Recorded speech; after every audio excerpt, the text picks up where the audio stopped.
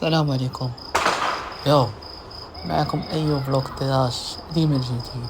ديما الجديد. الصراحة طرنا في جميع المدن، منها خارج منها الداخل المغرب. صراحة اكتشفنا الأجواء جميلة جدا صراحة، خصوص مناظر جميلة في المغرب عندها كثير كثير كثير. وجينا لذات البلاصة زوينة جدا، مدينة رحال. جيت البحر صراحة كي استمتع به الناس خلال رؤية الغروب أو شروق الشمس.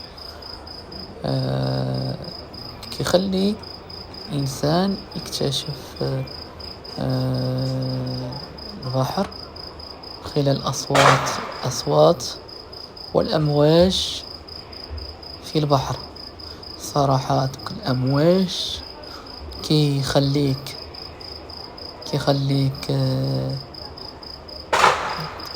ترتاح فيهم.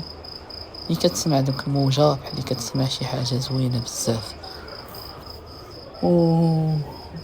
وصراحة خصوصا في غروب الشمس ستكون واحد رؤية أخرى، ماشي بحال الصباح أو في المساء. غروب الشمس تكون واحد رؤية أخرى. الناس كياخدوا صور بعضياتهم، وكتشوف الناس كياخدوا لقطات من فيديوهات أو لقطات من صور، وكتشوف عاوشاني الناس كيشوفوا تاهما البحر. لحقاش كيهدئ إنسان، كيخليك تفكر شحال من حاجة.